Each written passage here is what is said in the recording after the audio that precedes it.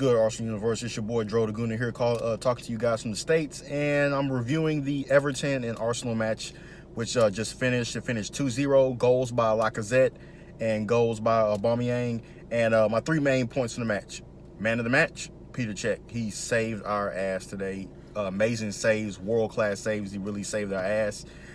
Point number two, Torreira looked really good in the midfield. I really like him in the midfield. Tactically aware, kept his head on a swivel. He's constantly checking. Even before he receives the ball, he's checking over his shoulders, looking around to make sure that that number one, he has an outlet pass, and number two, that he's not turning the ball over or passing into Everton oncoming attackers. And point number three, we need a winger.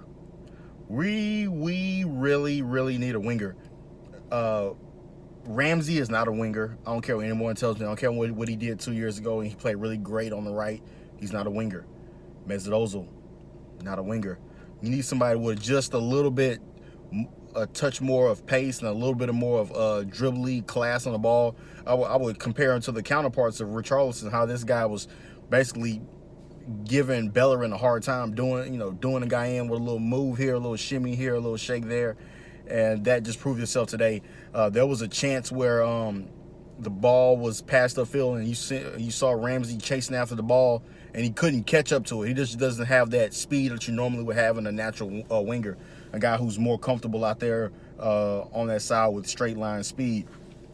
I'll be honest, this is the first game where I ever questioned Bellerin's defensive awareness. There was a couple of times I was like, whoa, man, you don't realize where you're at on the pitch, or you don't realize who's running around you or behind you.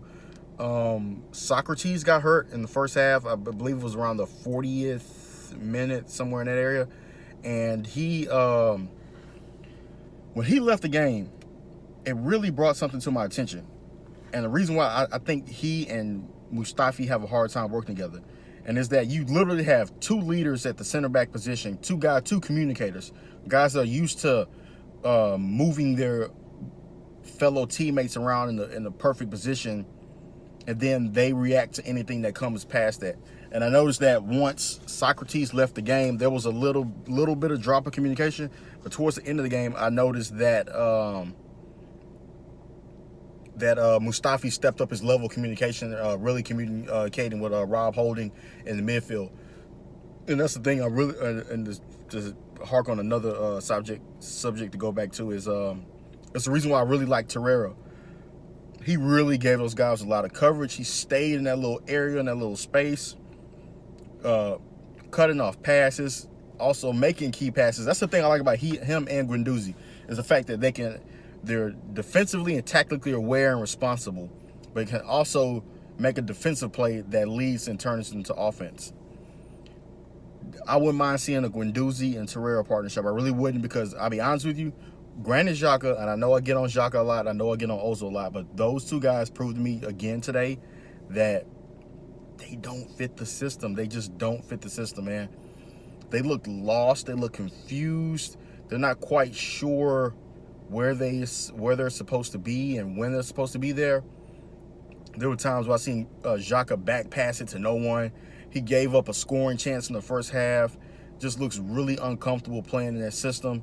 He's a deep line playmaker. He's not a defensive midfield. He's not what you need to do in Unai Emery's system. You want to think about somebody like Steven Nzazi or Krakowiak when they played in that Sevilla Europa League winning team.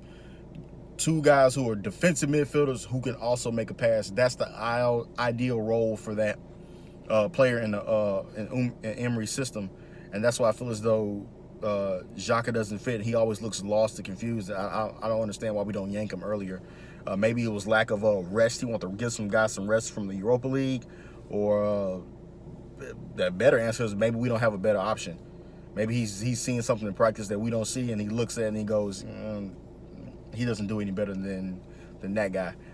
Ozil again, and I know you guys are like, man, this guy's like just an Ozil hater. It's not that I'm an Ozil hater. It's just watching him play within the system, I just don't think it's built for him.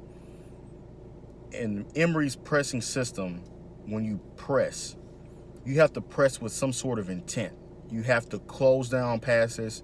you don't necessarily have to take a pass away all the time or take the ball off your opponent all the time.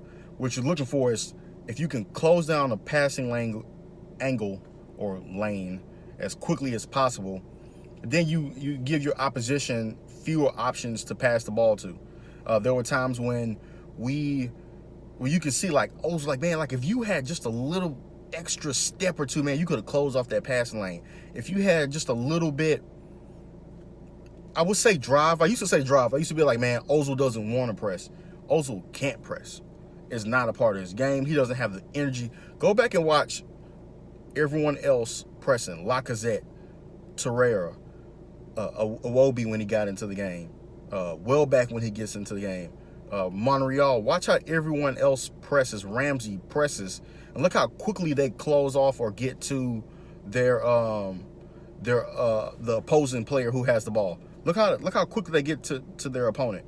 And look how just short Mesut Ozil comes up. It's a yard or two off where the guy is able to complete the pass or get themselves out of a bad situation, which is what the press is supposed to do. You put your opposition under press, forcing them to make bad decisions that can lead to turnovers that lead to goals. And you would see where the team would press, and here comes Ozil closing down somebody, and what happens? He's a second too late. He's a yard too short, and the opposition literally passes the ball around him, passes to another player, and they're literally up the field while the rest of his teammates are pressing. Now they have to stop pressing, turn around, and get back, get on their high horse to get back and defend. And like I said, it reminds me when Alexis Sanchez would press by himself, and it's like, that doesn't work. All you do is spinning out players, making players tired, and then you're not creating any turnovers, you're not creating any scoring chances.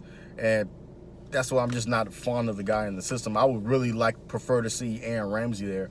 And I'll be honest with you, I think we play Aaron Ramsey at the wing because we don't have a proper right winger.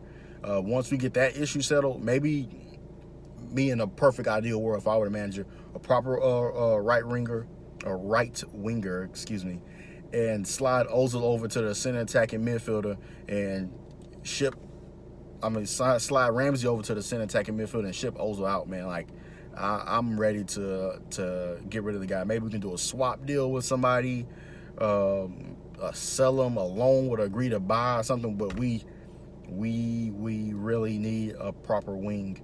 And we won 2-0.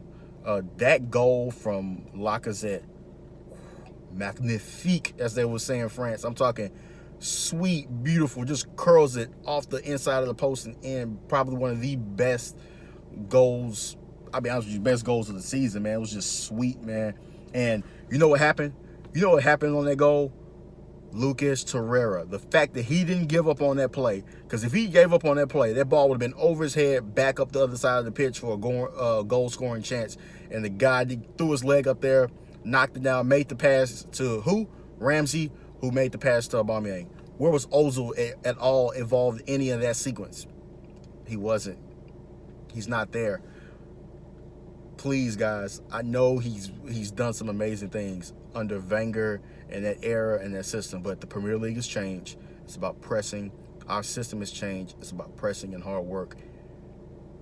It's not going to work. And I'm going to make a point to me to get rid of not get rid of Xhaka, but not play Xhaka in that holding midfield role next to Torreira. I keep hearing people, oh, Xhaka looks better. Xhaka this. You know what it is? Xhaka looks better in the second half. Like, I don't know if he's like super nervous in the first half, or maybe in the second half he's getting tactical instructions from Emery on what to do and where to be positionally. But he didn't look any better than he started with Guendouzi. That's why I wouldn't mind seeing Torreira and Guendouzi, because one thing I noticed about both those guys is that because in the Emery pressing system, our width is coming from our fullback. So when Monreal and Bellerin push up, you still need that center attacking midfield. I'm sorry, that those two defensive midfielders to drop back and cover area. Torreira was doing it today by dropping back and splitting the center backs as they went wide to cover the space left by the fullbacks. And when Guendouzi does it, sometimes he'll drop back just like Torreira did today between those two center backs as they split to cover area for the fullbacks. Also, I've seen Guendouzi actually go and cover that vacated space. So that's why I wouldn't mind seeing those two guys together. Two tactically aware guys, two guys who have a little bit of toughness about them. Two guys that really get after it, and they have a defensive awareness, and they're two guys that can make really key passes, and creating goal scoring opportunities. And that was just the big thing for me today from Torreira, was just watching how hard he worked, cutting off passing lanes. Also, while forcing turnovers and actually taking the ball from defense to offense as quickly as possible. And that's what you need to do in a pressing system. That's the whole idea behind the press, is to take defensive pressure and turn it into offensive goal-scoring opportunities. So, like I said, I'm happy with the win, 2-0. Check again, man of the match. He saved us. I see why. We continue to start him, even though with the issues out of the back. And I'll be honest with you, I think Czech is getting more and more comfortable playing out of the back. The issue with playing out of the back is the center backs and the defensive midfield. It's passing the ball to me, to Granit Xhaka, who's absolutely, completely, totally lost on the ball and doesn't have a clue as to what he's supposed to do. I keep hearing about these things about, oh man, Xhaka could make a pass and all that stuff, but I just didn't see it today. Wasn't entirely impressed with his game. I wasn't impressed with Ozil. Ozil has yet to impress me all season. I know he scored against Newcastle, but he is still yet to impress me. I would love to see somebody else playing that role, but maybe we just don't have the depth, or maybe the guys don't have the tactical awareness to do so. Again, the game finished 2-0, goals by Lacazette and Aubameyang. I'm thrilled with another win. It looks like the system is it's another game under the system, and my personal belief is we will see by the winter transfer window, we will see who will truly fit and who will not truly fit. And I'm just happy to see a system in place, and seeing it form together is exciting. And Unai Emery has my unwavering support, and I look forward to speaking with you guys again. Deuce, Arsenal Universe. Deuce.